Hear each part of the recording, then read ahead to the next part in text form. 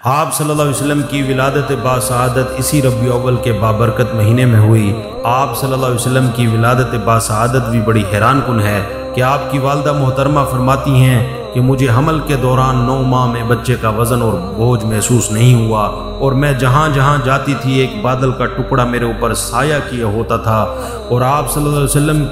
کی والدہ فرماتی ہیں جب میرا بچہ پیدا ہوا تو ایک کمرے میں نور سا چھا گیا۔ حالانکہ جب بچہ پیدا ہوتا ہے تو ماں کے پیٹ کے ساتھ اس کے ساتھ گندگی بھی آتی ہے، لیکن آپ صلی اللہ علیہ وسلم جب پیدا ہوئے ایسے صاف ستھرے پیدا ہوئے جیسے کوئی نہلا دھلا کر باہر بھیج رہا ہو، اور اللہ سبحانہ و تعالیٰ نے آپ کو ختنے کے ساتھ پیدا فرمایا۔ اور آپ صلی اللہ علیہ وسلم کی ناف مبارک بھی کٹی ہوئی تھی، حالانکہ بچے کی ناف باہر کاٹی جاتی ہے۔ آپ صلی اللہ علیہ وسلم کی ناف مبارک بھی کٹی ہوئی تھی، اور آپ کی والدہ فرماتی ہیں کہ کمرے میں ایک نور سا چھا گیا، اور دایا بھی حیران تھی کہ یہ کیسا بچہ پیدا ہوا ہے کہ اس کے پیدا ہونے سے کمرے میں نور سا پھیل گیا ہے۔ اور آپ کی والدہ نے بچے کو گود میں لیا اور غور سے بچے کو دیکھنے لگی، اور اسی اثناء میں آپ کی والدہ فرماتے ہیں کہ ہمارے کمرے کی چھت پھٹی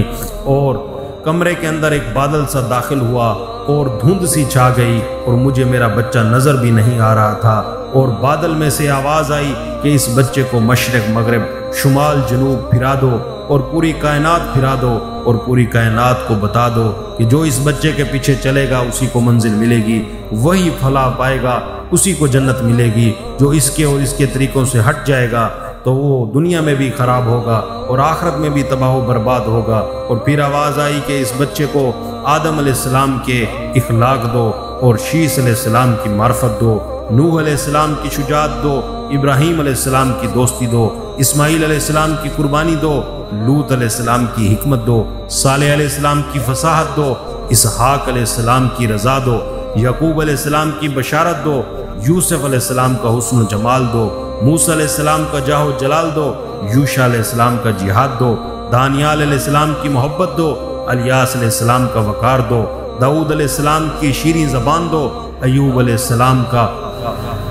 صابرانہ دل دو، اور یونس علیہ السلام کی اطاعت دو، عیسیٰ علیہ السلام کی پاکیزگی دو، اور یحییٰ علیہ السلام کی پاک دامنی دو، اور تمام انبیاء علیہ السلام کو جو کچھ دیا گیا وہ سب کا سب اس بچے کو عطا کر دو، اور پوری کائنات کو بتا دو کہ جو اس بچے کے پیچھے چلے گا اسی کو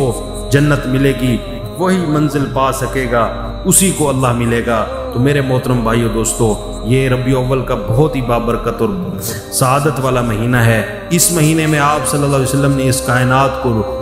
روشن کیا، منور کیا۔ آپ کے آنے سے کفر و شرک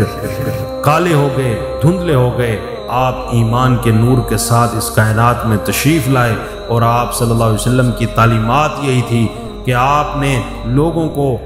غلط راستے سے ہٹا کر دین کے راستے پہ ڈالا اور اللہ تعالیٰ کے احکامات پر ڈالا، اور آپ نے 2 راستے دکھائے کہ یہ رحمان کا راستہ ہے، یہ شیطان کا راستہ ہے۔ جو رحمان کے راستے پر میرے طریقے سے چلتا ہوا آئے گا وہ اللہ کو بھی پالے گا اور مجھے بھی پالے گا اور جنت تک پہنچ جائے گا۔ جو ان طریقوں سے ہٹ جائے گا